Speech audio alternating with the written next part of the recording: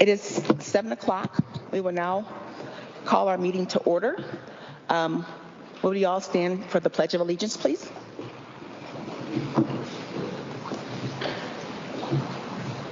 I pledge allegiance to the flag of the United States of America and to the republic for which it stands, one nation, under God, indivisible, with liberty and justice for all.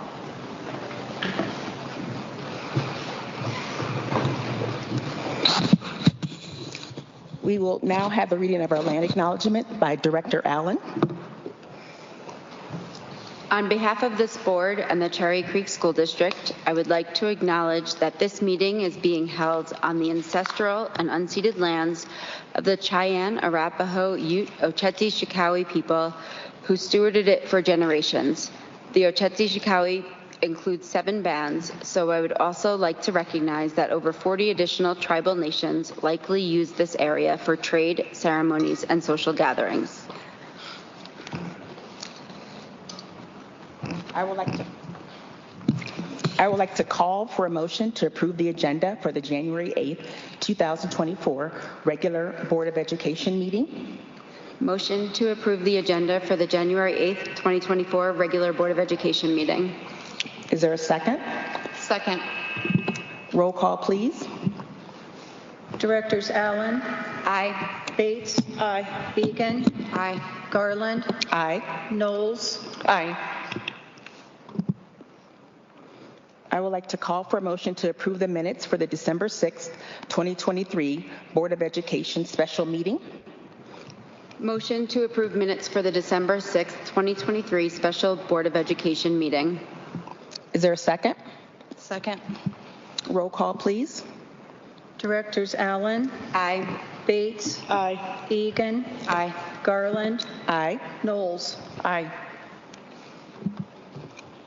I would like to call for a motion to approve the minutes for the December 11th, 2023 regular Board of Education meeting.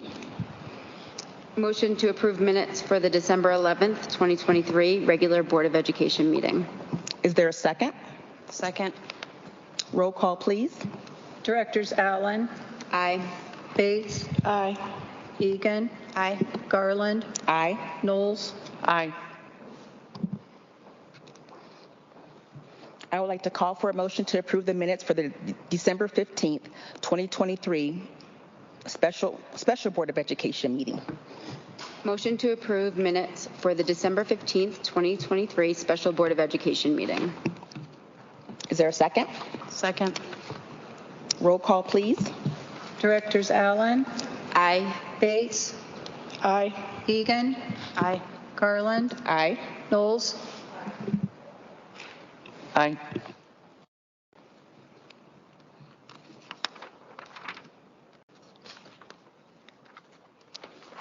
At this time, we'll have public comments from our Board of Education.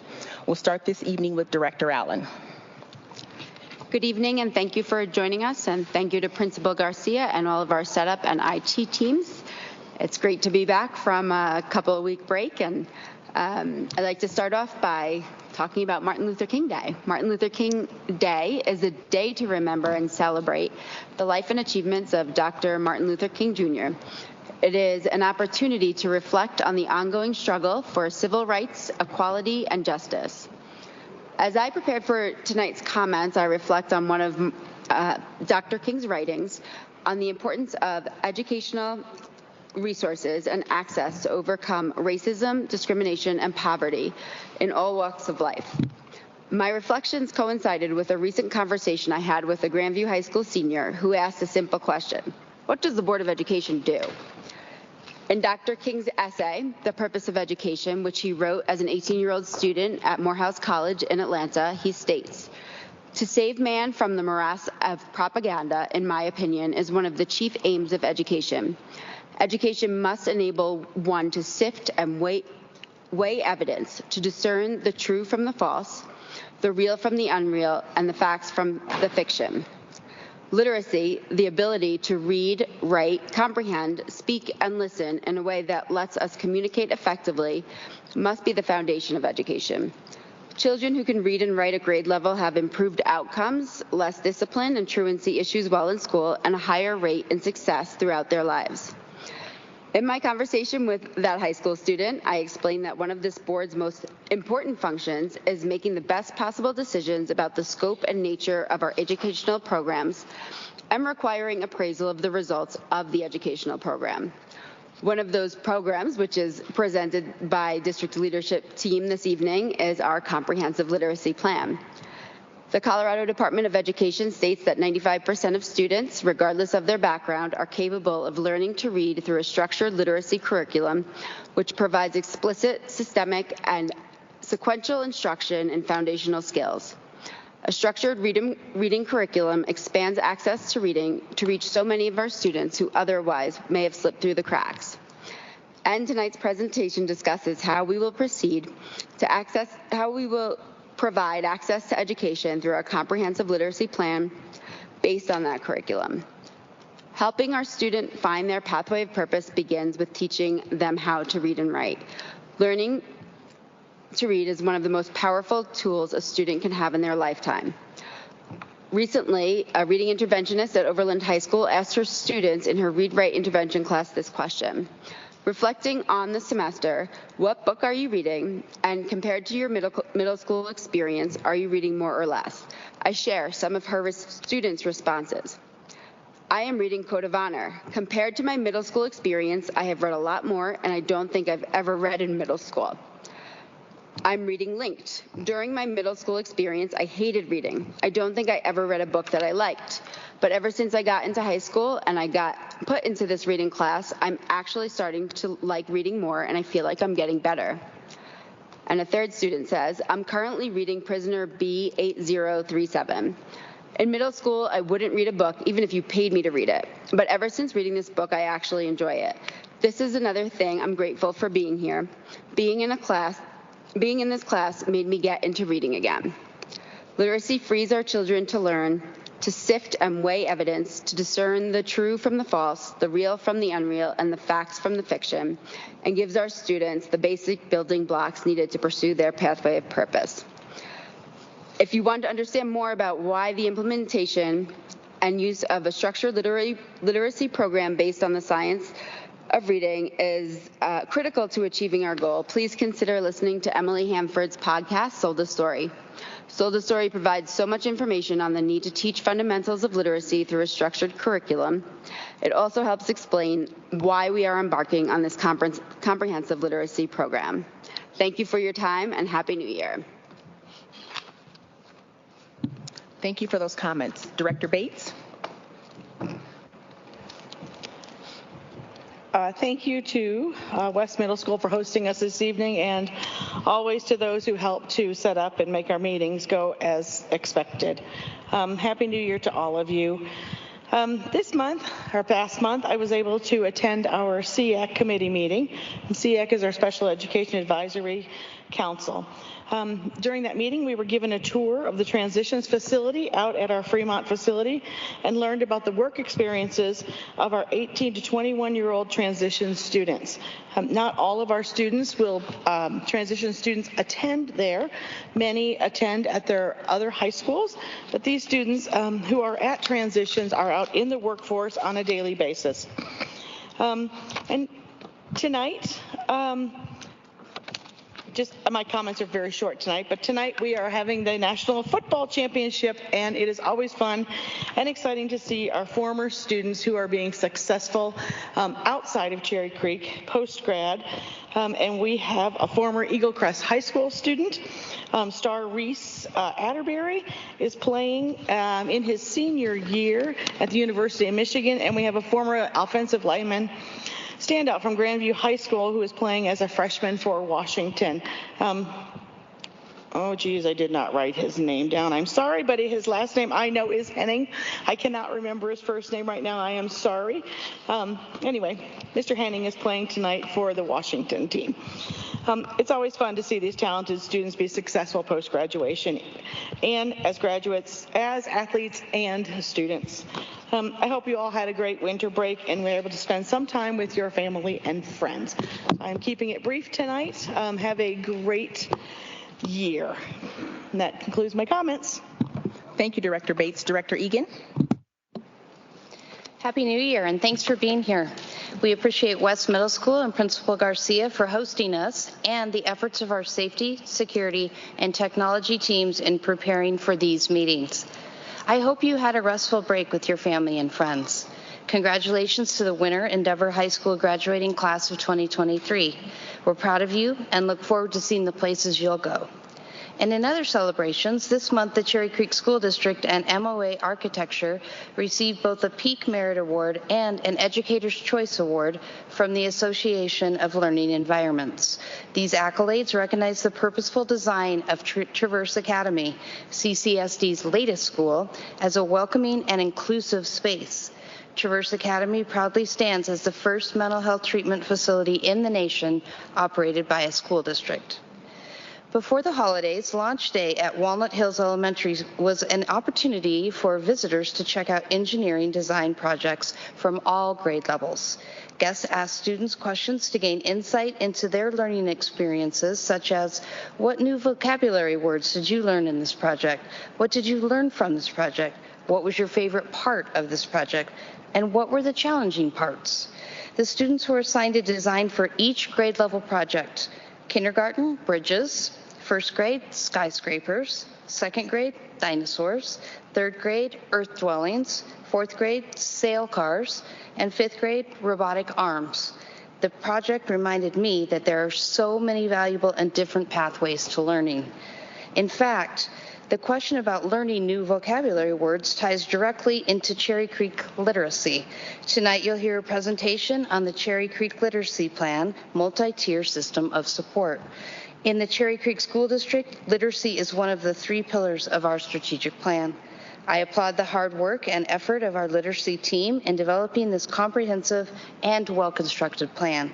We know that literacy is the backbone of learning, and this district is committed to building a comprehensive, structured literacy program that serves each and every of our 53,000 students. Students in the Heritage Elementary ILC celebrated weeks of a music therapy program with a winter concert attended by their families and a little help from Mountain Sound Music and special education music teachers Nicole Lee and Nicole Johnson. And congratulations to the 8th grade students at this very school, West Middle School, Lucy Cohen and Emerson Terry, who wrote and directed the recent production of The Thief of Time. The play was an original creation with help of theater teacher Jennifer Brickley. Cherry Creek High School held its first ever Trusted Adult Celebration Breakfast in December. This event brought together the students and their trusted adults who participated in the Sources of Strength Trusted Adult campaign. A trusted adult, chosen as a safe figure to listen without judgment, agenda, or expectation, is crucial in the emotional stability, social health, and development of a student's life. And since January is Mental Wellness Month, just a reminder that CCSD continues to expand our no-cost mental health telehealth partnership with Hazel Health for our students. In this year, remember that you get to choose the direction you go. You get to decide where you're going and who goes with you. You get to decide what to devote your time to, what no longer serves you, and where your time is best spent. You decide. Look at the path ahead of you as one filled with possibilities and ready for you to explore. Take good care of yourselves and others. This concludes my comments.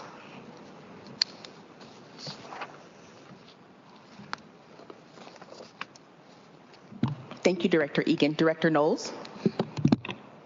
Thank you, and thank you so much to West Middle School for hosting us tonight. I will also keep my comments relatively brief tonight. I'm going to share about 2 events that I was a part of this past month. The first was before the break on December 21st, where I participated in Endeavor's fall semester graduation, where 55 students graduated and 53 walked across the stage.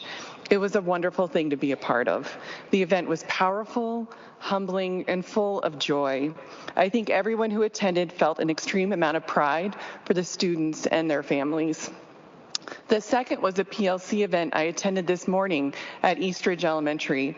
It was slated to run from 8:30 to 12:30, and at first I thought I'd attend for just a few hours, but after just a few minutes, I know I had to stay the whole time, and I cleared the rest of my morning. The event was facilitated by Ken Williams, who authored Ruthless Equity. We had all read his book, and he walked us through a morning I will never forget, of visioning what's possible. Here's just one quote from Ken. Your mission is to build scaffolds to move students from where they are to mastery. This cannot be overstated. The challenges that once created excuses, the yeah buts, and the rationalizations about why a student can't learn no longer apply. These challenges now serve to activate your creativity, will, innovation, and urgency. They're to be treated as factors you work around, jump over, slide under, or break through to ensure mastery of essential learning outcomes. The morning was inspiring and thought-provoking, to say the least. I left there fired up and excited about what's happening at Eastridge. That concludes my comments. Thank you. Thank you, Director Knowles. Good evening, and thank you to the West Middle School community for hosting us tonight. I wish everyone a healthy and prosperous 2024. I hope you had a wonderful holiday season and were able to spend time with and connect with those you hold dear. Welcome back to our students and staff. I'm excited about the second half of our school year. Last month marked my first meeting as president of the Cherry Creek Board of Directors. During our break, I met with stakeholders from across our district and even reached out to relatives and friends from across the country who work and serve in the space of public education to understand the scope of what lies ahead. I also thought about my own through education, my own educational journey, and that of my children in this district. As 2 of my 4 children matriculate through college, I get a daily reminder of the importance of an excellent education and how this district partnered with me in preparing my students for their next steps. I am proud to serve this district that is dedicated to excellence. Also, I have always governed with the intention of expanding excellence for all, no matter where students live or how they learn. That is why, with gleeful anticipation, that I look forward to continuing our core values of growth mindset, equity, whole well-being, engagement, and relationships to help us to conquer our strategic plan of literacy, whole well-being, and eliminating disparities. Cherry Creek School District has long prided itself on being an innovator and even sometimes being the first or a leader in particular areas of education. Our most recent examples include the building of the Cherry Creek Innovation Campus, CCIC, when our district noticed the need for students who were not interested in the traditional four-year college route. CCIC is a testament to our willingness to engage all types of learners with all types of interests. Industry leaders in education and business came from across the state and even across the country to catch a glimpse of Cherry Creek's dedication to excellence. The same happened when we noticed the mental health needs of our students and how it impacted their education experience. The opening of Traverse Academy is a statement of our commitment to all students, our ability to do hard things, and to be a leader that represents a transformational shift in how kids are educated. Attacking the issue of literacy will aid in the elimination of disparities. There's a direct correlation between literacy and disciplinary issues. To achieve these goals, our educators must continue to exercise a growth mindset in ensuring literacy for all. I know it's hard, but we are capable and smart enough to do hard things. Cherry Creek School District is a destination district for families and teachers alike. Engaging with parents, building relationships with students under the umbrella of equity and keeping a growth mindset will allow us to be innovative and a leader in literacy for all and eliminating disparities. I look forward to leading this district in that work. Thank you. And now we'll have Superintendent Smith is out with a family emergency, and now we'll have comments from Dr. Jen Perry. Thank you, President Garland. Thank you, everyone, and Chris Senso's apologies that he couldn't be here this evening. I hope everyone had a relaxing and rejuvenating break, and as several of the directors mentioned, had the time to spend with your family or friends or those you hold dear. As we get into this next semester, we're going to continue to focus on academic rigor, also working along with our social, emotional, mental, and physical health to make sure kids and students are ready to learn and grow as they return tomorrow. We're excited to welcome so many of them back. And you can be sure to look at district communications as we go into the spring, because we'll be communicating more about our strategic plan and specifically the focus on literacy, health and wellness, and disproportionality as we move through the spring through our schools and through our district communication like websites and newsletters. But the most important thing I get to do this evening is to acknowledge that January is the Board of Education Month, and I want to take a moment to honor and recognize these 5 outstanding women who make up the Cherry Creek School Board of Education. We're incredibly fortunate in Cherry Creek that we have a board of volunteer leaders who are truly dedicated to putting students first in all of their decisions. These 5 women exemplify what it means to be dedicated to excellence. Along with additional communications, you can look for recognition of their service in district newsletters and social media this month. I would like to extend a gift to you now, as some members of DLT have a small gift and a card for you this evening.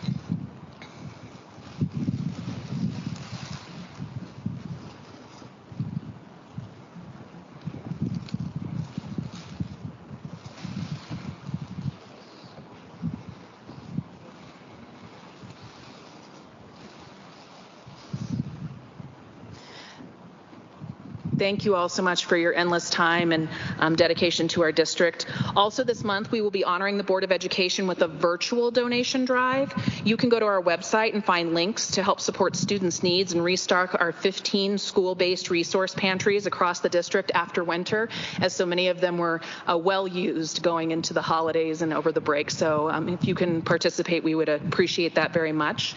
That does conclude my comments for this evening, and it is at this time that I will recognize or introduce our special report, Cherry Creek Literacy Plan and Multi-Tiered Systems of Support, presented by Dr. Dominique Jones and Mr. Norm Alerta. Come on up.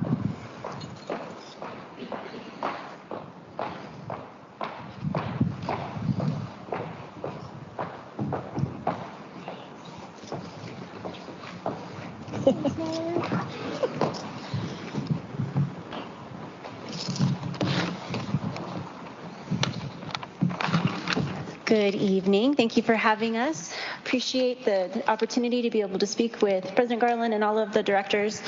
My colleague Norm and I are going to spend this evening digging into the multi-tiered systems of support framework, as well as the Cherry Creek Literacy Plan. And as we get started, want to just take a moment to share that the reason that we have decided to weave a story of how these two fit together is that multi-tiered systems of support is about everything that we do inside of Cherry Creek schools. And the Cherry Creek Literacy Plan is an example of MTSS at work, very, very specifically to literacy. So what we hope as you walk away from this evening, that through that weaving of those together, you have a better understanding of how they are working in support of one another.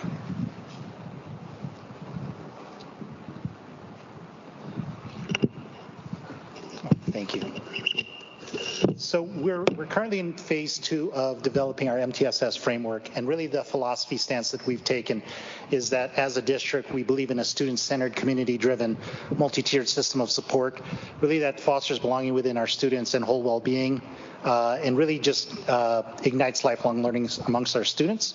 I think one thing that we've really tried to, a belief that we really have is that as a district, if we think of that term multi-tiered system of support, if we replace that word system with district, we really are a multi-tiered district of support, and that's what we should strive to be.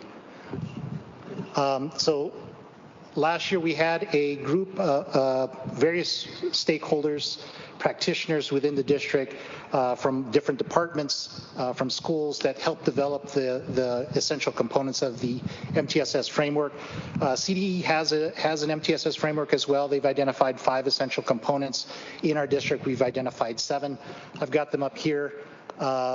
There's no order in terms of what is more important. It's just an alphabetical order. But if we think about how the framework could be used, one thing we could think is that it does help us organize how we work, how we do our work in the districts and in our schools.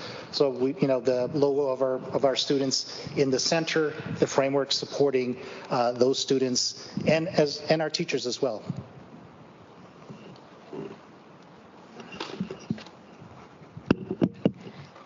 Inside of the Cherry Creek Literacy Plan, much like many of the directors spoke to this evening, we are talking about developing independent and confident readers, writers, thinkers, communicators. We understand that literacy is the backbone of our educational experience that we are providing for students so that they can go on to identify their pathway of purpose and be able to have the readiness that they need in order to foster that career in college, moving and beyond, so that they are able to have a competitive edge in today's global knowledge-based economy. Throughout the Cherry Creek Literacy Plan, it speaks to culturally responsive education and what that requires of our classrooms in order to be culturally responsive to literacy needs. And we know that this highlights that means every student is engaged in rigorous, meaningful learning experiences, that teachers are being incredibly thoughtful in their design of learning experiences, making sure that they are being responsive to the needs that are coming from each of the individual students, and that also requires some thought to classroom systems and structures, rituals and routines that students will be able to engage in order to be able to effectively apply those literacy skills that will help them to be the readers, writers, thinkers, and communicators that they will need to be moving forward. The Cherry Creek Literacy Plan and its development started very bare bones. We had an idea of the pieces that we knew needed to be in it. The local school literacy leadership team had stakeholders from across the organization, including parents and community members, that identified what things needed to be inside of the literacy plan so that we could develop an aspirational plan for how to do our work moving forward. From there, we were able to be with several different community stakeholder groups to be able to get feedback, not just from administrators and teachers, but parents from SEAC, parents from IPAC, parents from PASS, to be able to speak to each of the components of the Cherry Creek Literacy Plan. There are 9 components in the Cherry Creek Literacy Plan, and within each of those components, there is a multi-year implementation plan to be able to support schools and district leadership and how we will continue to work towards that ideal state. Thanks. So over the next series of slides, Dr. Jones and myself will alternate between speaking of the essential components of the MTSS framework and how it fits within the Cherry Creek Literacy Plan. So one of the key components that we've identified within the MTSS framework is the caregiver, school, and community partnering. What we believe and what the practitioners and stakeholders believe when we develop this particular component is that it takes a collaborative effort between caregivers, parents, the school staff, and district staff to ensure that we're getting success, not just from our students, but across our classrooms, schools, and the district. And through this, and the reason it's essential is because when there are more voices in a space and more perspectives in a space to identify not just what the students might need in terms of support, but also what necessary actions the individual stakeholders can provide to the students in order to ensure that success.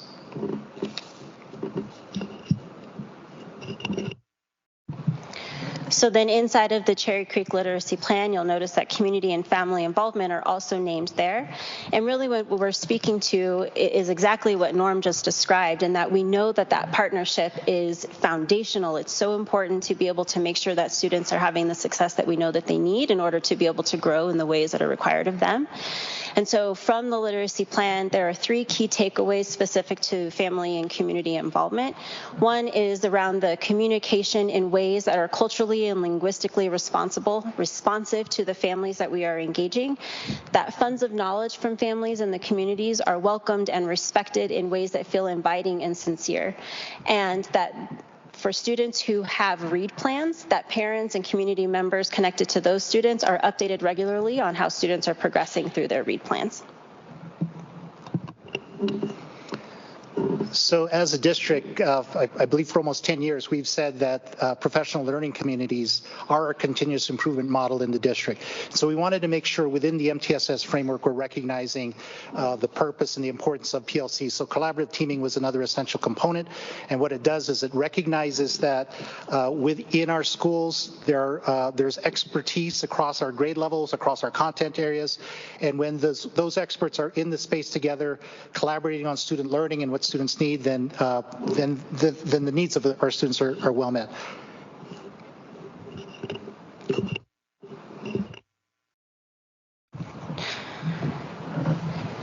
Norm spoke to professional learning communities, and that really is speaking to the entire organization at a school site. When we talk about literacy leadership inside of the Cherry Creek Literacy Plan, we are also talking about all of the educators in a building. So collaborative teams, the teams that have a grade level in common or a core class in common, that's a collaborative team. But in terms of literacy leadership, we're talking about all educators in the space being responsible for the literacy needs and instruction of students. That includes disciplinary literacy, which is really around developing the readers, writers, thinkers, and communicators. So the key takeaways from there, that professional learning communities, again, are engaging all of the educators in the space, that literacy leadership is committed to ensuring that the work that they do is grounded and founded in the Cherry Creek Schools Transformational Equity Framework, and that through that effective literacy leadership, that there is an impact on student outcomes that are equitable student outcomes. President Garland spoke to eliminating disproportionality, and that's what you'll see in that third point. A comprehensive aligned assessment system is another essential component within an MTSS framework. And really what we recognize with this is that there are different measures that provide different information and well-rounded information about our students. Typically, this starts with like a universal screener to identify overall within our student population, are there possible kids that might need additional supports? And then diagnostic assessments, part of that comprehensive aligned assessment system, help really zero in on what those specific supports and needs might be for students. And then as the supports are provided through interventions or innovative instructional practices, then progress monitoring tools really help inform whether or not what's actually happening is working. And I should also mention that we're not just talking about academic assessments here. We also have social emotional screeners. And I will say that we just we're able to bring that data point into our current data platform. So we can now, again, when we talk about holistic and whole child information, we've got not just the academic information, but we also have social emotional information as well. So then inside of the Cherry Creek Literacy Plan, as we think about comprehensive aligned assessment system, we're talking to assessments of learning and assessments for learning. And so part of then what that requires of educators is the understanding of what the assessment is, how it's being used, and how the knowledge from that assessment that is analyzed is going to be able to inform the instructional moves that will be made in order to support the needs of students. And also within that there is an assessment schedule that will allow for that of learning and for learning assessment in a way that makes sense in order to be able to continue to build competent readers and writers. So when we talk about database decision making, it's really about making sure that we have all the information, as much information as we need before we start making decisions. One thing that we want to be really careful of within the MTSS framework is we're not focusing on just a single data point, and that data point doesn't necessarily have to be an assessment, right? So we did talk about the comprehensive aligned assessment system. Obviously, there are assessment scores and information we can look at, but when we think about this caregiver partnership and collaboration, we have to also think about these non-academic pieces of data, whether it's attendance, behavior, what's going on in school. I think funds of knowledge was mentioned by Dr. Jones. There's information that really from the home and from different different staff at the school provide a well-rounded picture. So we want to make sure those are included, and in that part of that related to database decision making is what types of support a student might need based on that data. So layered continuums of support really just kind of at different levels depending on what students need. Or within the classroom as well, identify within that framework what those supports might look like. So then within the Cherry Creek Literacy Plan, again, coming back to the professional learning communities as a site, but then also the collaborative teams within that site that are using data on an ongoing and regular basis in order to be able to make instructional decisions, that there is some consistency and cadence for how those teams are coming together, that there are protocols being used in order to be able to support how they are digesting and making sense of that assessment data, and that there, again, is a wide range of assessments that are being used to be able to monitor growth and the development of skills for each student. Again, that idea of assessments of learning, how have students learn, and the assessments for learning for teachers to be able to make the instructional decisions that they need to move students forward. And then coming to supplemental and intervention instruction. Again, I think it was Director Bates or Director Allen that spoke to research tells us that 95% of students, including students with dyslexia or other disabilities, will be able to learn how to read. And that requires us to then have in place evidence-based instructional practices so that we're able to get to that 95% threshold. That doesn't mean that the other 5% are ignored. There are different things that we want to consider as we are thinking through the supports that are provided through the MTSS framework. And when students need more support, that number one, that's identified very quickly, and number two, those supports are put into place based off of the benchmarks and the progress monitoring assessment data that's being acquired. And in addition to universal core instruction, if a student has additional needs in that supplemental and intervention instruction, that it's in addition to that universal instruction. And that those supplemental and intervention supports really do then need to be individualized to the needs that are coming up for a student so that they can be able to make the gains that are necessary to move them forward.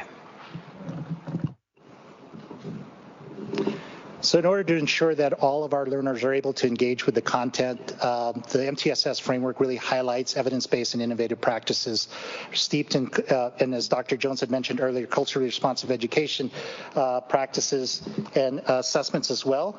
And making sure, too, that it's not just it's evidence-based.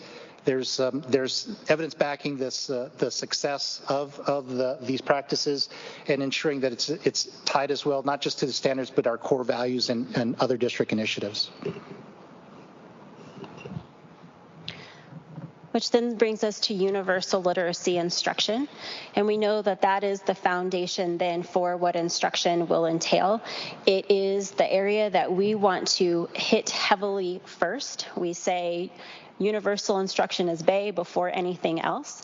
And so you'll see these three key takeaways: that universal literacy instruction is provided to all students, and that it is done so in a way that it has evidence-based strategies and, again, grounded in culturally responsive education.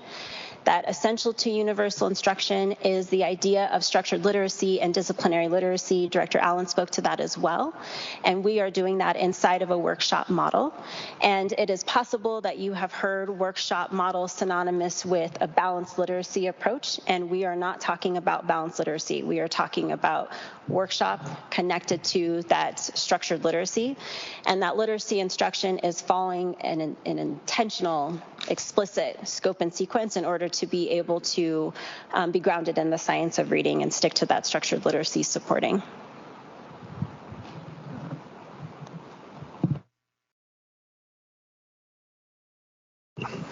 Am I speaking loud enough? Team-driven shared leadership really is just an expectation that the responsibility of the learning and support for our students is spread across various stakeholders. That really is essential because it does ensure that the needs of our students are met, and it doesn't all fall on just one person. So then inside of the Cherry Creek Literacy Plan, the school leadership team is a team of educators that the site has identified that are very specifically focused on literacy. So again, the literacy leadership team is the entire building. This is a very specific group of folks at that site that are focused on monitoring how things are going connected to the Cherry Creek Literacy Plan, and that team is using CDE developed a tool called the Literacy Evaluation Tool. So it's a resource for teams to be able to use to do some assessment of how things are going structurally and systematically inside of that site connected to instruction for literacy.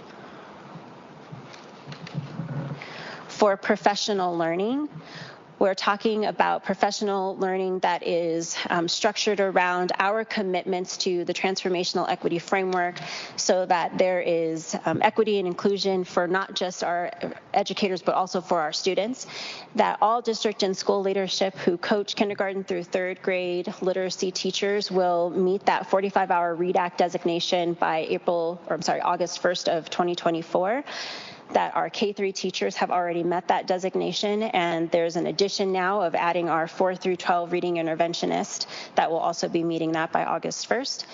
That there are instructional excellence raised coaches built into our sites to be able to support job-embedded professional learning that's aligned to our Learning Forward standards for professional learning, and that inside of our professional learning systems and structures, there's some consistency that has some alignment from starting at ECE or preschool all the way through 12th grade that's aligned with our universal literacy instructional framework.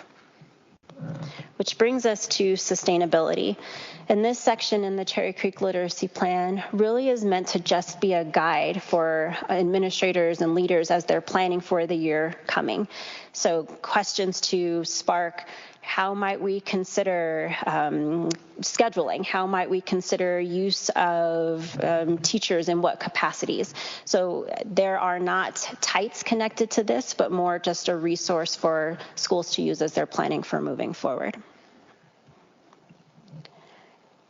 And then the only other thing that I'll add for the Cherry Creek Literacy Plan, if you were to look in the entirety of the document and look through each of the implementation types for that multi-year plan, you'll notice that years 1 and 2 are very intentionally focused on universal instruction. And again, that's because that's the foundation.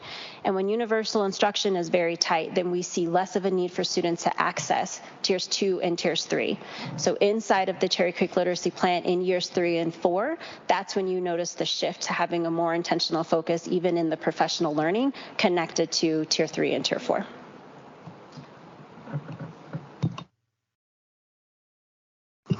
Next couple of slides really are just another example of how the MTSS framework could be used in an actually applied to statutes. So within the state, the Colorado READ Act is really designed to ensure that by grade 3, our students are reading at grade level.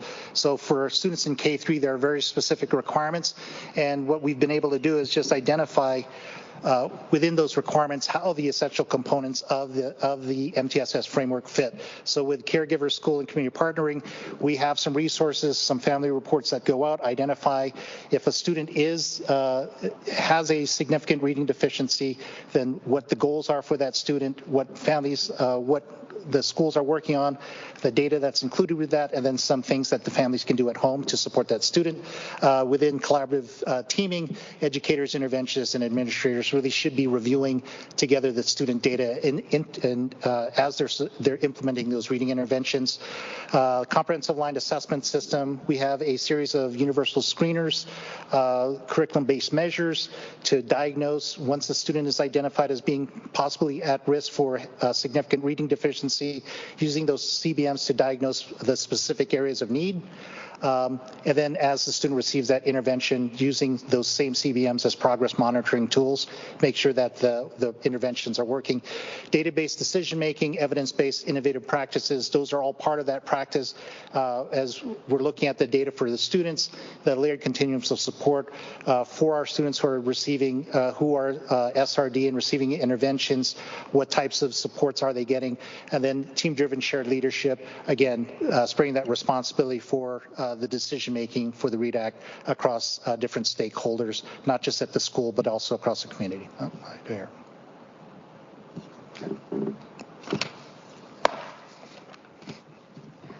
That concludes our presentation.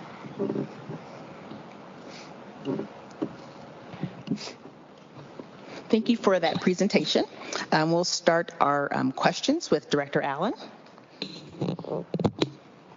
Thank you for the presentation. I appreciate it. It's been incredible to watch you and the whole district on this journey since it started a year and a half, 2 years ago, of getting to this point. And I've learned so much along the way, and thank you for your patience as I figure this out, because reading is so important to me, if you can tell from my opening comments, and as you already know. So one of the questions I had was just right at the end when you were talking about Lexia Power Up. How is that being used? Is it being used across the district? I thought it was just a pilot program, so can you just update me on that? So Lexia is connected to the schools that were identified inside of the Comprehensive Literacy State Development Grant. And again, those schools were selected by CDE when we went through the process of applying. What came out very loud was that there was a need for a common resource in secondary to be able to support intervention. And so that is currently, that was who started it initially. After we had a year of implementation of Lexia, we had some additional schools, middle schools, that asked to be onboarded to that. So a few more have added on, but really it's a secondary resource at this time. And is there, will you be deciding if you're going to expand it even more based on results, or is it, like, where are we with that? So we will continue to offer it to secondary sites if they want to come on board to utilizing it moving forward. It isn't something that we would bring down to elementary because we've got quite a bit going on down there, but yes. Yeah, I appreciate the clarification, but we can't ask anything more of our elementary teachers in terms of new programming. I think they're doing a phenomenal job with everything we've asked them to do. Yep. I think for now I will defer any other questions. I think I'm good for right now, but I may need to follow up at the end. Sounds good. Thank you. Thank you. Director Bates. Thank you again for your presentation. Always, it's very thorough, and we've been working on this. You've been working on this for a couple years now, so I appreciate the work you've put into it, and I don't have any further questions this evening. Thank you. Thank you. Director Egan. Thank you, Mr. Alerta and Dr. Jones. Nice to see you. Very, very comprehensive presentation, and I appreciated seeing it again. I wondered if we could talk, it was me that asked the question in the past about the 95% figure, and I wondered if you could talk a little bit more about that. Sure. So we know that 95% of students are going to be able to learn how to read. The percentage starts to break down when we talk about, I think Lois used the word school proof. That's some of the language that's in research.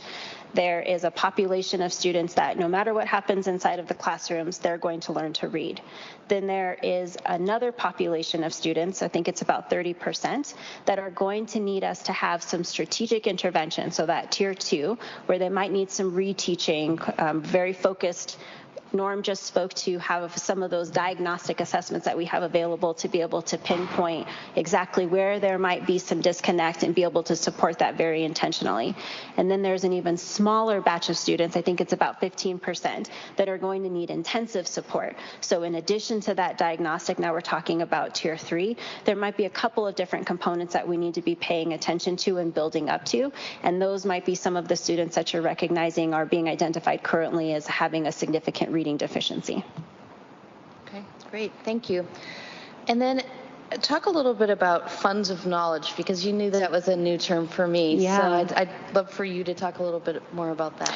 So funds of knowledge speaks to this idea that all of us come from a place where things have been poured into us. So you think about things that were valued and how stories were told in your home, and all of those are funds of knowledge that came out of your house. And so what Norm just spoke to, this idea that there is a great amount of knowledge from our families and caregivers about the students that they love and send to us every single day. And so how we are tapping into their funds of knowledge for the things that are important in their home, for the things that they know about their students, to be able to identify and leverage those as assets to help their students make the growth and gains that they need to. Great, thank you. And then I have one more question, just talking a little bit more about the collaborative teaching model and more specifically how you're using that for interventions. Are you talking about at a school level, say as an example in elementary school? I think you're referring to the collaborative teams. Right. Yeah. Under the.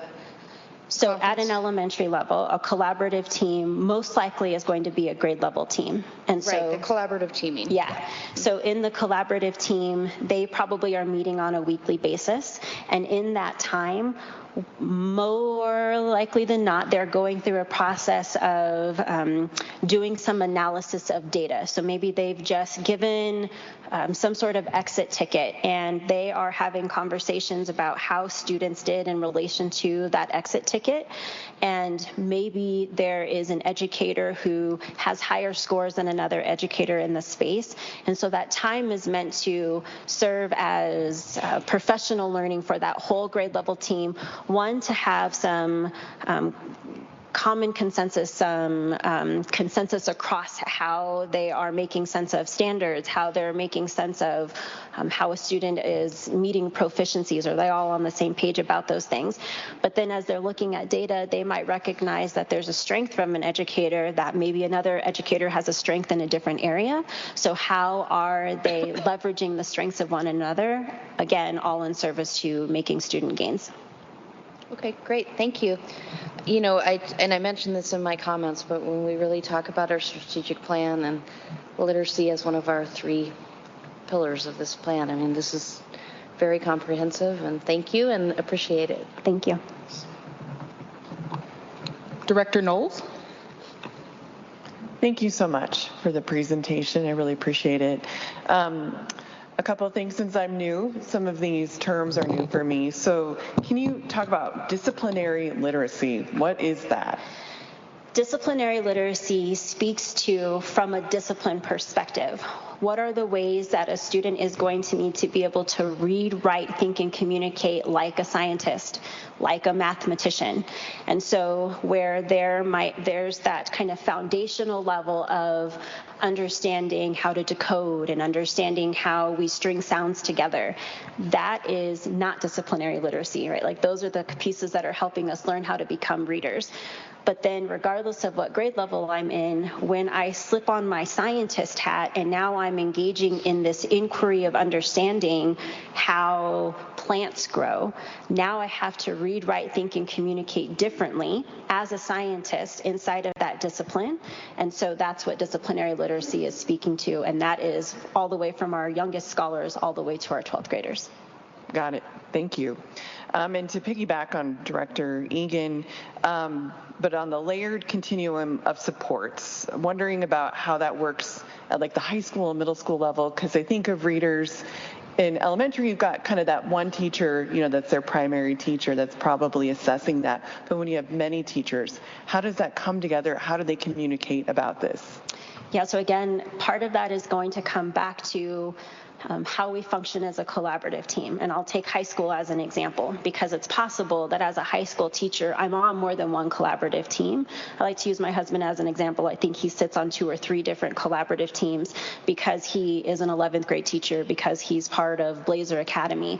And so how those collaborative teams are coming together to have conversations very specifically about their content.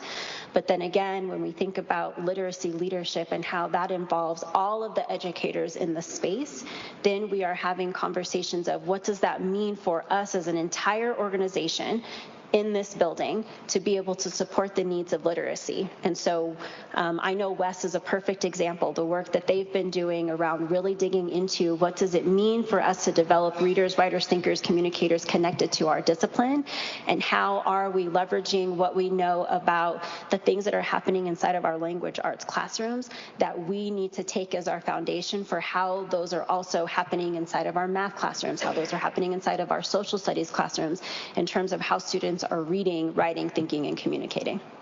So do they come together and then talk about specific students and kind of what they see and the struggles or the wins or whatever it might be? Yep. So then some schools have a group of educators then that might come together that are going through the steps that Norm was just describing inside of the MTSS framework and that kind of shared leadership capacity. And so when a student is arising with need, how are then we, the folks that are directly connected to that student, engaging in conversation to know what assets this kid is bringing to the table? How are the things that you're doing supporting this student? What are we noticing isn't benefiting this student? And again, all coming back to the data. What is the data telling us diagnostically, progress monitoring wise, so that we know if the things that we're putting into place are working or if there's some adjustment that needs to be made. Okay. And then my last question around communicating with families. When you talk about in a way that's culturally and linguistically responsive, can you maybe give some examples of what that would be? Yeah, so in education, we tend to be very guilty of using really big educational jargony words. So that's one thing. How are we making sure that the information that is shared in a manner that our families are able to understand it? That Norm continues, one of the reasons that we started working with STAR, Norm, if you want to speak to the translation inside of it. Yeah, so actually within STAR, there is an instant translation of a parent report within that assessment platform, but also within EduClimber. EduClimber is our data kind of management system. And so for students who are on read plans, we will have the ability to translate the platform allows us to translate those forms into the parent's home language. I think they're using some Amazon Web Services or something like that, but it's just a matter of bringing the home language into the platform and then doing that translation. So we're right before break, we started putting things in place to set that up, but that's one of the ways that we're ensuring that any communications that go out, that they're accessible for our parents at home. Thank you.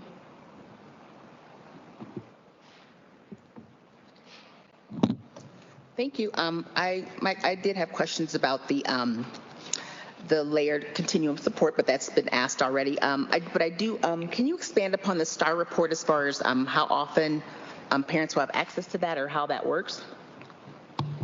Sure. So typically we have 3 windows of the assessments, the universal screener. So we have a fall, a winter, and a spring window. So the reports really should, at the end of the window, just kind of give a summary information of how the student did. And it does break down within the assessment itself the specific skill areas, different domains of reading. Now, one thing that we've emphasized with our schools is that these shouldn't really be sent home. Just, put this in a kid's backpack, have them bring it home and hand it off to a parent. The ideal use of those reports is when that parent is sitting with the educator, whether it's at a parent conference, and then just talking through. So that information is there. They can talk through. Now, if it is sent home, there is a QR code that parents can scan, and that'll give them information about the different assessment terms, right? So what's a scaled score, what's percentile, those kinds of things.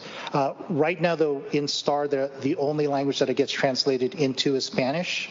We're hoping that they can expand the languages, and that's on the STAR assessment platform. Within EduClimber, we'll have more ability to translate at least those family reports into different languages. And then how does the STAR report, coincide or overlap with regular semester grades or quarterly grades that students receive? Or does it? I'm not sure if it, it might not coincide directly with it.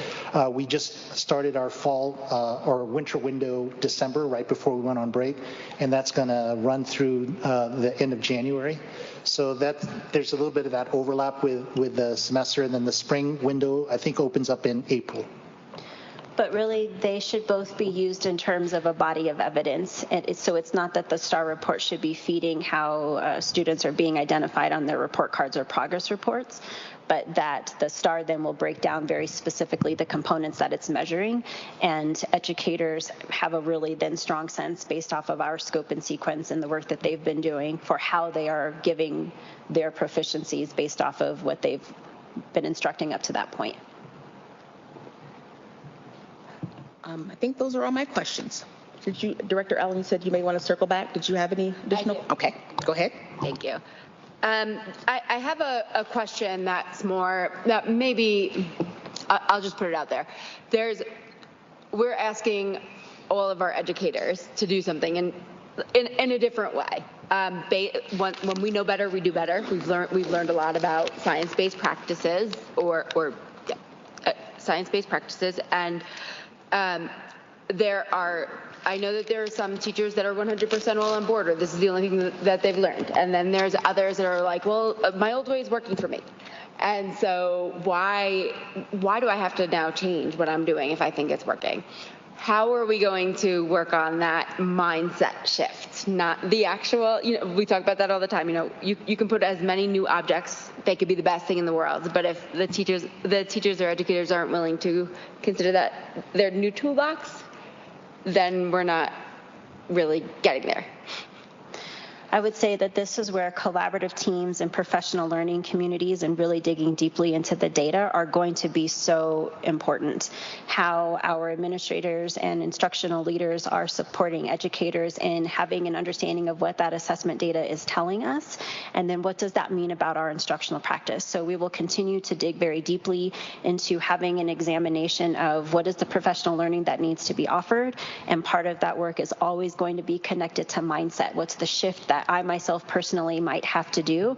And sometimes that happens quickly, and other times it doesn't. And regardless, we persevere because we know that the reason behind that are all of those brilliant little faces that are sitting in front of us. And that's the reason that we really dig deeply into how are the things that we're doing working and what are the things that we're doing not working.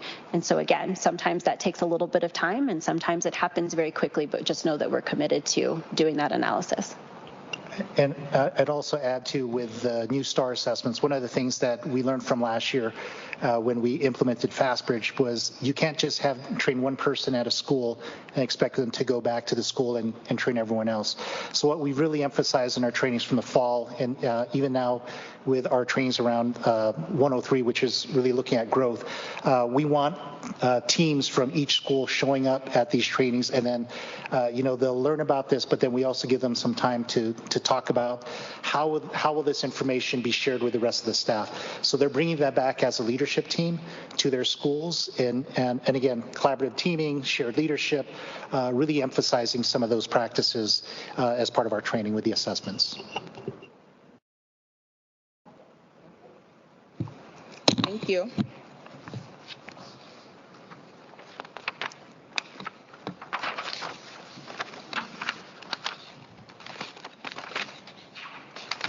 The audience comments.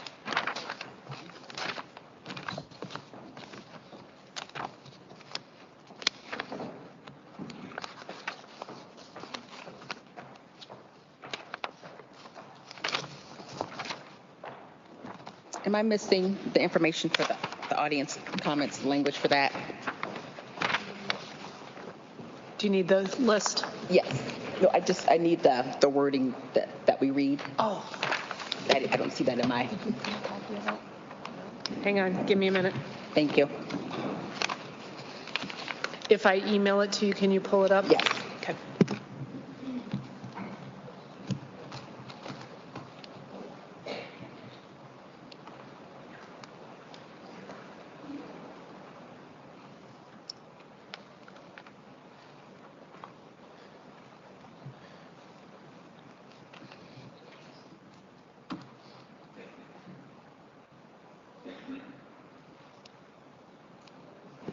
Okay, I just sent it.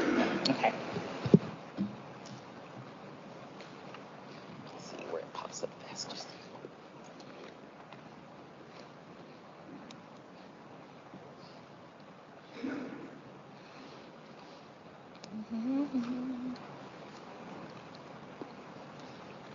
Can I just use your computer? It hasn't come through on my screen.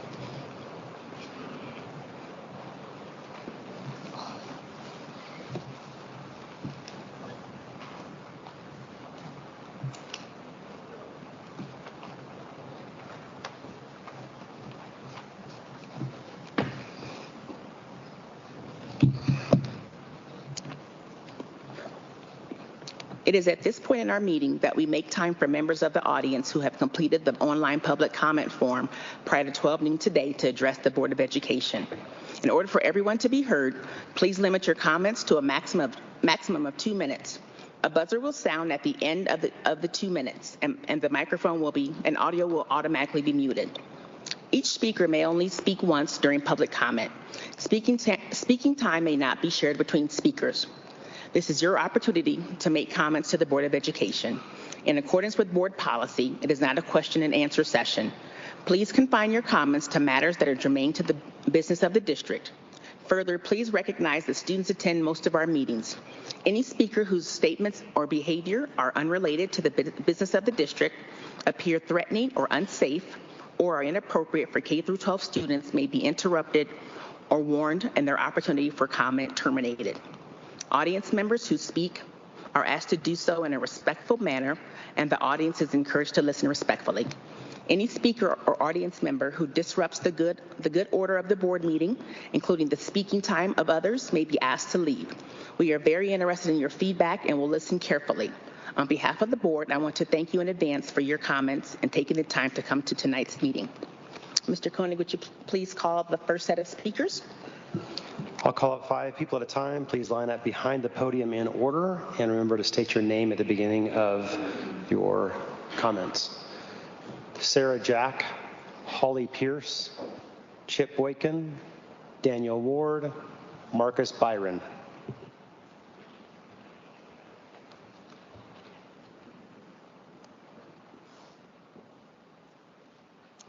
My name is Sarah Jack. Thank you, Board of Education directors. As a parent deeply committed to community and education, I strongly ask for extending the charter of our middle school, Colorado Skies Academy.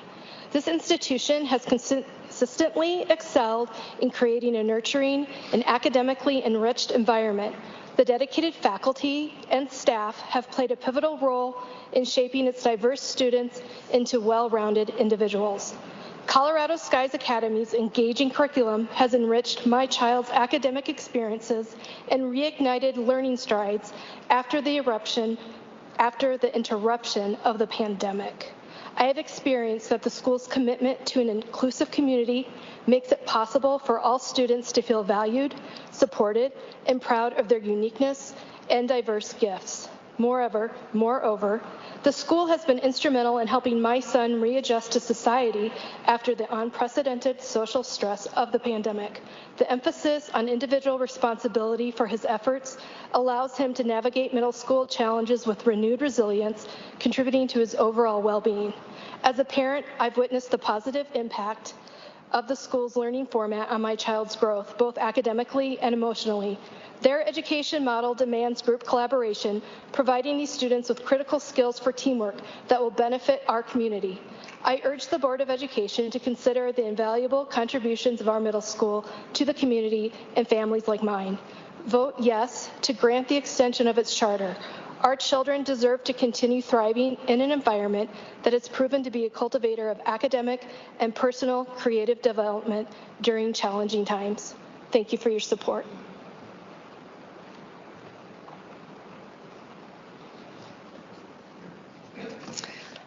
Hello, I'm Holly Pierce. I am a founding facilitator at Colorado Skies Academy. It's my 21st year teaching kindergarten through 8th grade. I heard about CSA because of the hands-on project-based learning, and CSA renewed my passion in education that I was starting to lose. Why? Learners at CSA have voice and choice in their learning. They learn the standards with an aerospace and STEM focus. They can differentiate their own learning by choosing a path that they want to pursue within a topic. This keeps learners engaged, which is so important in middle school. I am the STEAM Smart Lab facilitator and run classes in our innovative Exploratorium. Learners set their own SMART goals for their projects and choose what and how they will learn using the resources such as digital design, coding, 3D printing, robotics, bridge designing, and more. At CSA, our learners enjoy learning and enjoy coming to school every day. If we can keep them interested in learning, the high school transition will be much easier, and it will support higher graduation rates with them continuing to enjoy learning. We also get to know our learners very well because of our small population. Our staff knows every single learner. This allows us to provide wraparound support in academics and social emotional learning. We have many learners who come to our school because they don't fit in somewhere else or at their neighborhood school. Many who are neurotypical, autistic, and ADHD. Every child deserves to find a place, and CSA is where many have found their place that they struggled to find elsewhere. COVID threw a huge wrench in our school starting up and affected our growth as a brand new school. We need more time to get where I thought we would have been in year 5. Please renew our charter so we can continue the great things we are doing. We are still new, and we appreciate you supporting us as an aerospace project-based learning school.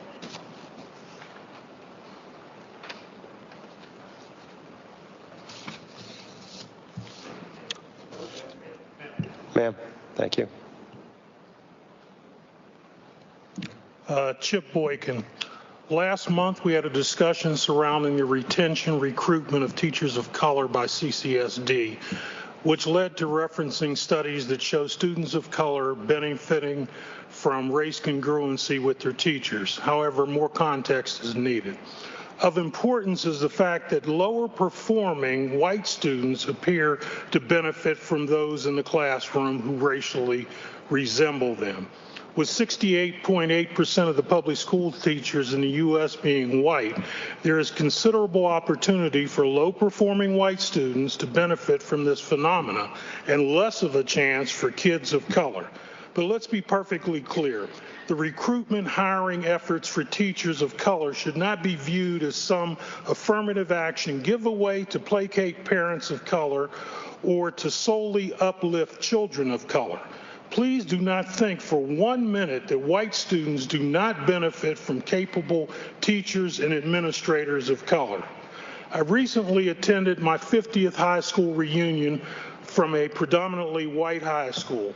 I escorted our 80-year-old African-American assistant principal, Dr. Harry Clark, to the functions. He founded the Pittsburgh School System's Kappa School of Performing Arts. He ultimately guided, taught, and mentored a well-known entertainer of today, Billy Porter.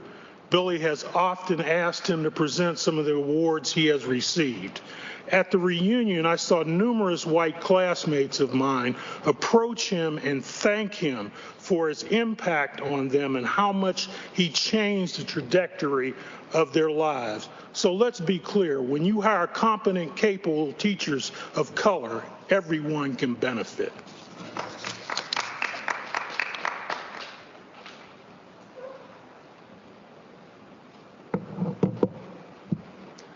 Good evening. I'm Daniel Ward. I have 2 daughters in the Cherry Creek School District. I spoke at the last meeting because of the racist videos coming from the students at West and campus, specifically about black students and black people. But it's not just about West and campus. We know, and you know, the videos that were made public are a symptom of a larger problem in this school district. A friend who spoke at the last meeting told you that the same day one of his daughters was called a monkey after school. His daughters are in elementary school.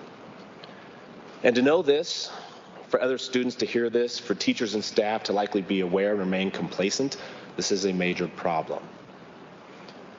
These students saying hateful words, irrespective of age, are interfering and altering the ability of other students' educational opportunities. Tonight there's been comments to mention building scaffolding, reaching further and doing better for all students. And so what are you willing to do, not say, to halt this behavior of racism in the district? My father grew up in Texas, long enough ago, but not that long. To have heard his stories and to know the racism he experienced and to know what's happening in this district today, repeatedly. One director mentioned Dr. King this evening. I'm here asking for the same things he would be after all these years. Clear messaging regarding racial discrimination, clear enforcement of discrimination policies, and creating an ombudsman position in CCSD. I'd like to see that ombudsman for CCSD, one person who's tasked to tackle these discriminatory issues head on, someone connected to the district, but who has individual authority to implement investigation, hand out consequences, enact restorative curriculum, evaluate and report back to the district, community members, and families. Thank you.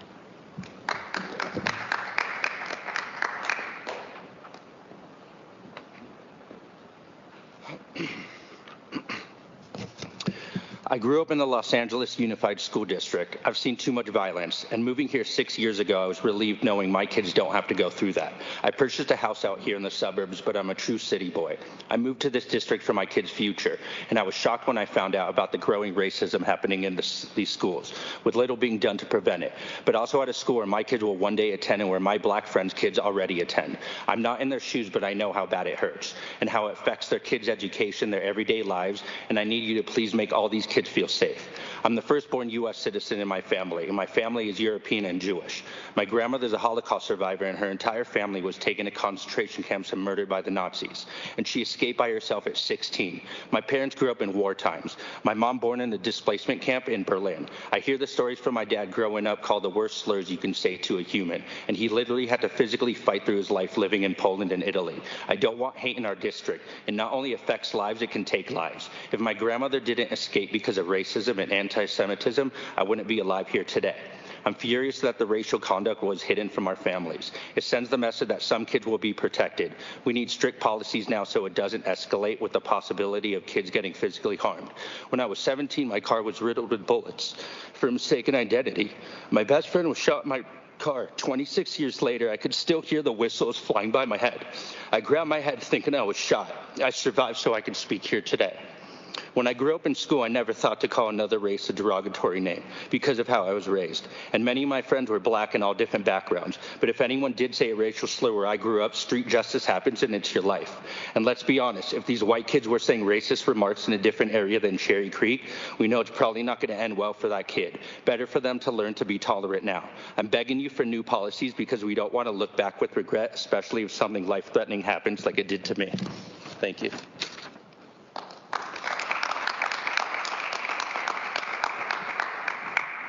Cynthia Medina, Scott Graves, Ashley Pervins, Carl Redmond, Erica McKeever.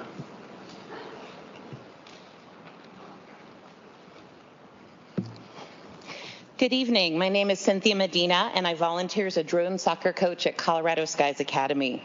My daughter Harlow is an 8th grader at CSA, has attended since 6th grade, and is captain of the drone soccer team.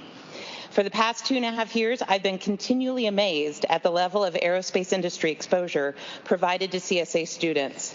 The aerospace-focused learning presents unique perspectives on future career opportunities, from professional drone pilot to aerospace engineer, and weather forecasting to aviation mechanics. CSA directly highlights skills gaps that the industry is hungry to fill, such as the FAA's prediction for 600,000 plus new drone pilots needed in the next 10 years. Last year, I spoke with the commander of Space Force at an aerospace career event at CCIC. He shared that Space Force is trying to recruit future professionals for roles that do not yet exist and need individuals who can thrive on thinking outside the box, problem solve for specialized environments with limited resources, collaborate smoothly with diverse teams, and design new processes and skills when a known solution does not exist. His recruitment wish list was a checklist for my daughter's learning experience at CSA. Middle school is a crucial time for female students when it comes to choosing whether to pursue STEM careers. CSA's unique academic challenges have resulted in my daughter coming home excited about what she's learned each day. How many middle schoolers can say that? CSA has also helped Harlow overcome learning roadblocks that she struggled with throughout elementary school, to the point where she now scores in the high achievement and high growth categories on her standardized tests. I have seen CSA move to a solid track for success with strong leadership, actively addressing behavioral concerns, seeking feedback from parents, and engaging closely with the STEM community. Based on our highly positive experience at CSA, Thank you. Your time is up. Ma'am, thank you.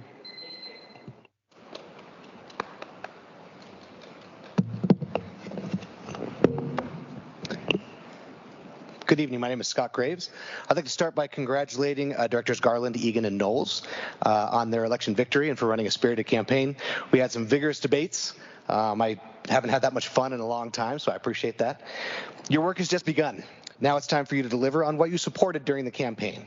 Items such as live streaming board meetings and increasing the coverage of school resource officers in our schools, as well as supporting Superintendent Smith and his goal of 100% of students scoring at standard by 2030. Among the many lies reported in local media, such as the Sentinel during the campaign, were articles that ridiculed parents, concerned parents, as censors for complaining about inappropriate content available to our students. They claimed over and over that Steve McKenna and I, and these concerned parents, were trying to ban books. They either weren't paying attention or were intentionally misleading the public. Here's a sample of the materials used in CCSD that we are concerned about that are currently available to Cherry Creek High School students through the online library portal. A Taste for Brown Sugar, Black Women in Pornography. Stag films, which for those of you that don't know are illegally made pornography made in the early 1900s, such as Darky Rhythm and KKK Night Riders. Among other things, these materials are racist and teach that female porn stars can become empowered by refusing to lick ejaculate off their faces. If anything, that type of behavior is demeaning to women and demonstrates subjugation. As a former educator, I have serious doubts about the educational value of these materials. But as all 5 of the candidates said repeatedly during the campaign, we do not desire to ban books. But materials must be age appropriate and available to parents for review and approval for their children. The best way to do that is to use a rating system to show age appropriateness of materials so parents and teachers can make informed decisions for their students. Many rating systems already exist that can be adopted or adapted to CCSD, so we don't have to reinvent the wheel. Let's take simple steps like this to make it easier for our parents to effectively do their job as parents and enable parents and teachers to work more effectively together to educate. Thank you.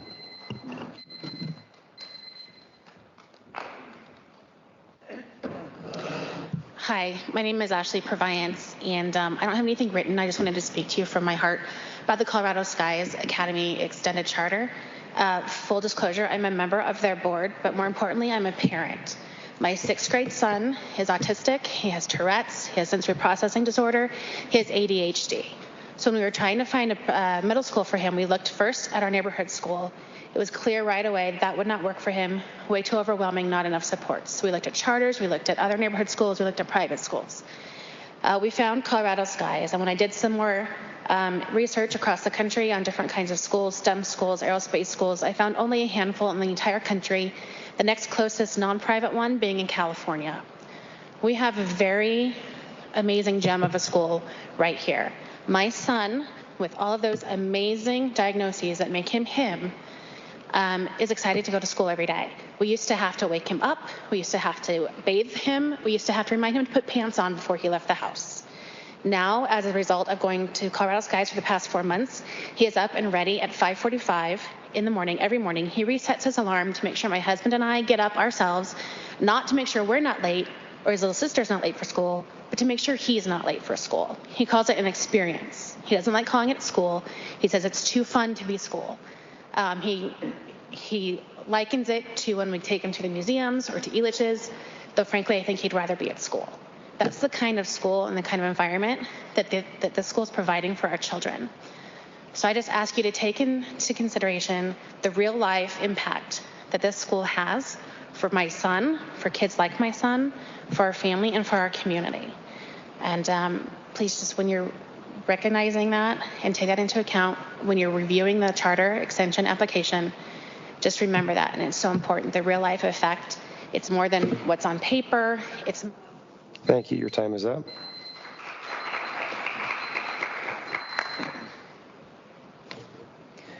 My name is Carl Redmond, and I'm a concerned parent over what is hidden in the Cherry Creek's online libraries. I've heard this, but I've reserved passing judgment on this until I challenged a neighbor who has kids in the school district to prove it, and prove it they did.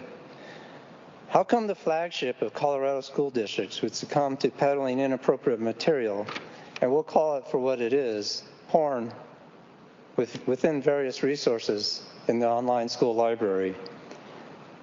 Help me understand why school kids need sex toy advertisements while doing their homework. Who is watching? Like it or not, you, the school board, are directly responsible and accountable for this content. I can't fathom who would allow this and what their motivation would be other than for the generation of our youth. There were ads from Adam and Eve Sex Shop and Honey, Love Honey promoting hands-free G-spot and clitoral stimulations, or Playboy's Pleasure, a dizzying array of vibrating bunnies as well as hyperlinks embedded within the articles, suggesting the best sex positions. This is not about inhibiting free speech, a request to censorship, nor a request to ban. This is about doing the right thing, about placing moral boundaries, guardrails amongst this online content. We have movies that have suggested maturity ratings for youth. Why can't we have something for our youth in your school libraries?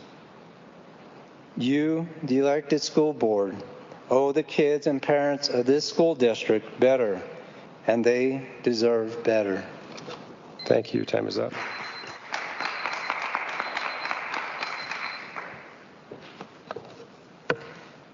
My name is Erica McKeever. I have a son who's a graduate of the district, and a son who's a senior in high school, and a daughter in 6th grade in middle school. Today, I'd like to join other parents and focus on the need for enhanced district processes regarding incidents of racist comments and hate speech among students.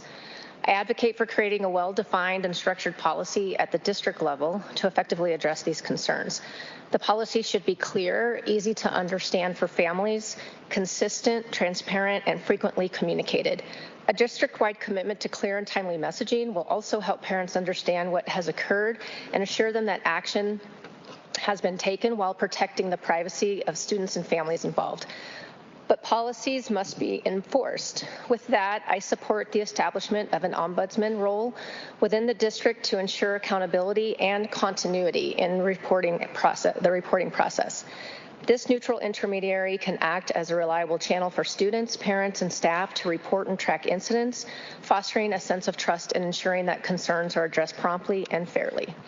I will say that I am pleased as a parent of a child at Campus Middle School. I can see that administrators there are very motivated to improve their processes regarding these issues. I've had meetings with them. I have the privilege of having these discussions with them. The school has made significant strides in planning for educating teachers, students, and parents alike.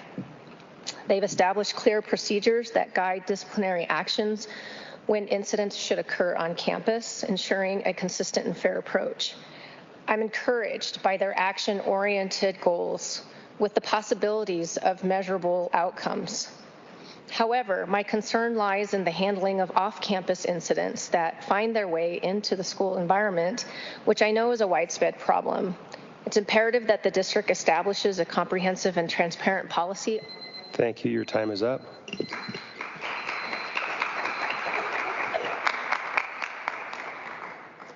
Michael Hancock, Steve McKenna.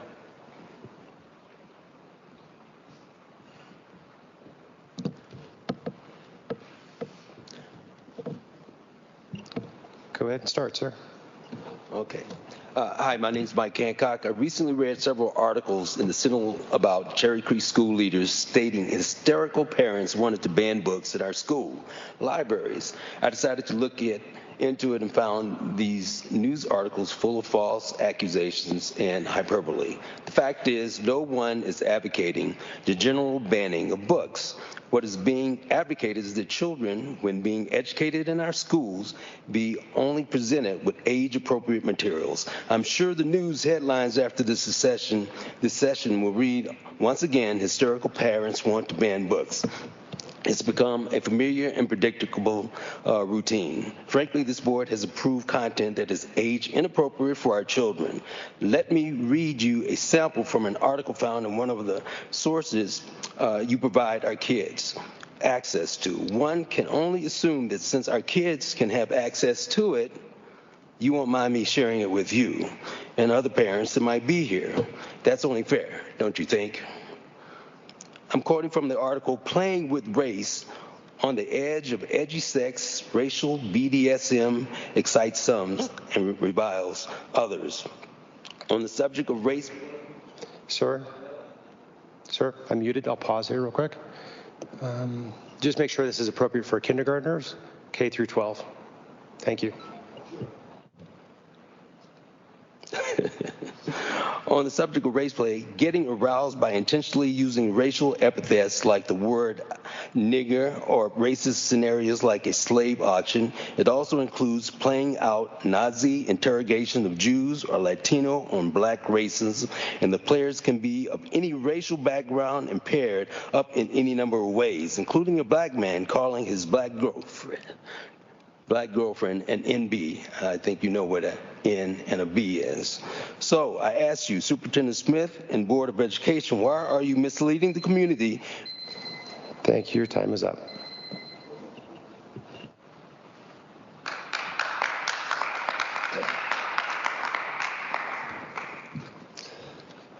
Good evening. My name is Steve McKenna. I recently joined the Board of Grandparents for Kids. During last year's campaign for the school board and at the last meeting in December, I spoke about how the board's refusal to live stream these meetings was neither inclusive nor equitable to parents who could not get to the meetings around the district.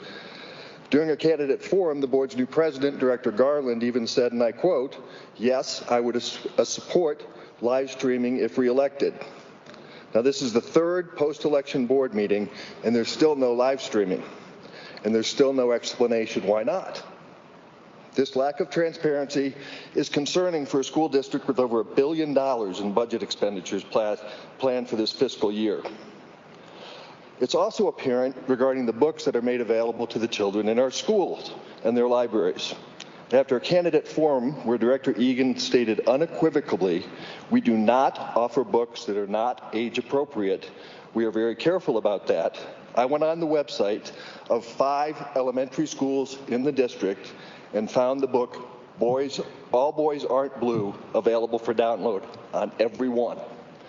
Only after I raised this did the school library change the option for that title, which contains a graphic description of sex with a child, from download to placehold. Look, not wanting books that contain material that is pornographic under Colorado law is not homophobic and it's not transphobic. It's common sense. If the board and the administration have a compelling reason for making these materials available to the children, they should make it.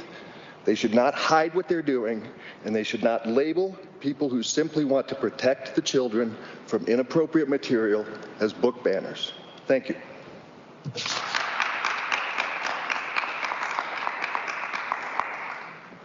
President Garland, that's all for tonight.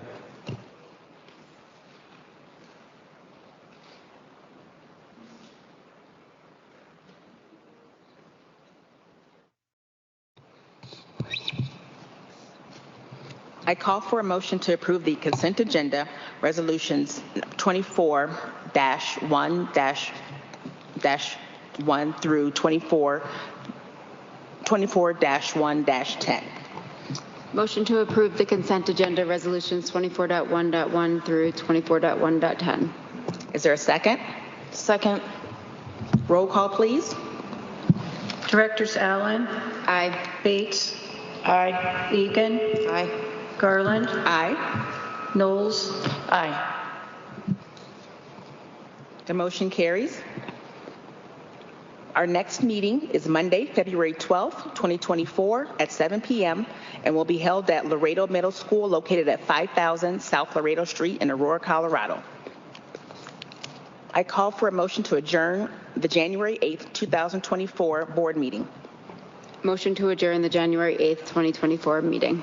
Is there a second? Second. Roll call, please. Directors Allen. Aye. Bates. Aye. Egan. Aye. Garland. Aye. Knowles. Aye. Motion carries.